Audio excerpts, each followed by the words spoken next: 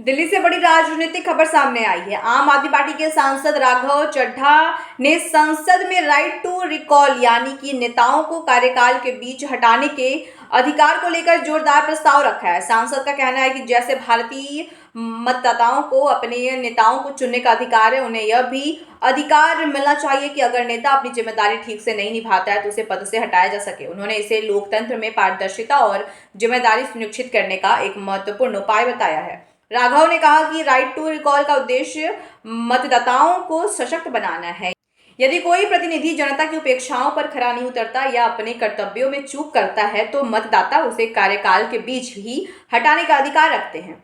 इससे सरकारें और नेता अपने कर्तव्यों के प्रति अधिक जवाबदेह होंगे। सर, आज मैं इस सदन में ये मांग रखता हूं कि जैसे इंडियन वोटर के पास राइट टू इलेक्ट है, वैसे ही राइट टू रिकॉल भी होना चाहिए। अगर देश का मतदाता अपने नेताओं को हायर कर सकता है तो वो नेताओं को फायर करने की शक्ति भी उसे मिलनी चाहिए।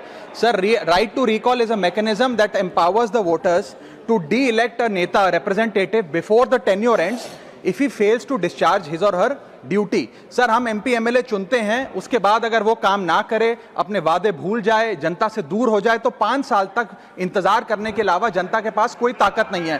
कोई इंटरिम प्रोविजन नहीं, कोई अकाउंटेबिलिटी नहीं, कोई परफॉर्मेंस रिव्यू नहीं, कोई करेक्टिव ऑप्शन नहीं। चुनाव से पहले नेता जनता के पीछे और चुनाव के बाद जनता नेता के पीछे। और सर, 5 साल is too long a period in this day and age. अगर एक गलत फैसला गलत नेता को चुनने का लिया तो लाखों लोगों का भविष्य अंधकार में जाता है और पूरा क्षेत्र पीछे जाता है। Sir, we can trust our voters to elect. हमें अपने मतदाता पे विश्वास करना चाहिए कि वो अपनी गलती बदल भी सके राइट टू रिकॉल की ताकत से। Sir, let me clarify that right to recall is not a weapon against politicians. It is an insurance policy for democracy. और भारत के संविधान में जब आप राष्ट्रपति को इंपीच कर सकते हैं टेन्योर के दौरान, उपराष्ट्रपति को हटाने का प्रावधान है, जजों को इंपीच करने के लिए प्रोसेस लेट डाउन है, यहां तक कि रूलिंग गवर्नमेंट के खिलाफ नो कॉन्फिडेंस मोशन लाकर आप सरकार बर्खास्त कर सकते हैं। तो एमपी एमएलए अगर आपका नॉन परफॉर्मिंग है तो उसको हटाने के लिए क्यों नहीं राइट टू रिकॉल मतदाता को देना चाहिए।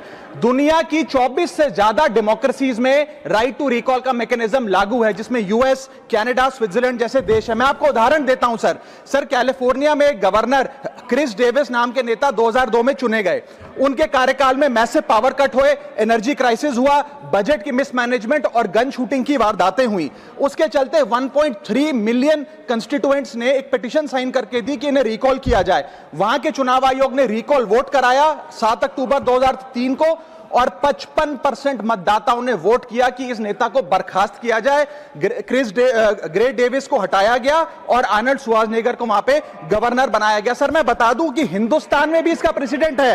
कर्नाटक, मध्य प्रदेश, महाराष्ट्र और राजस्थान में रिकॉल मैकेनिज्म ग्राम पंचायत के स्तर पे लागू है और ग्राम सभा के लोग मतदाता वोट करके उन्हें वापस बुला सकते हैं। सर, लेकिन इसका मिसयूज ना हो इसलिए हमें सेफगार्ड्स भी बनाने पड़ेंगे। एक थ्रेशोल्ड रखना चाहिए कि 35 से 40% मतदाता अगर साइन कर दे तभी राइट टू रिकॉल वोट करवाया जाए।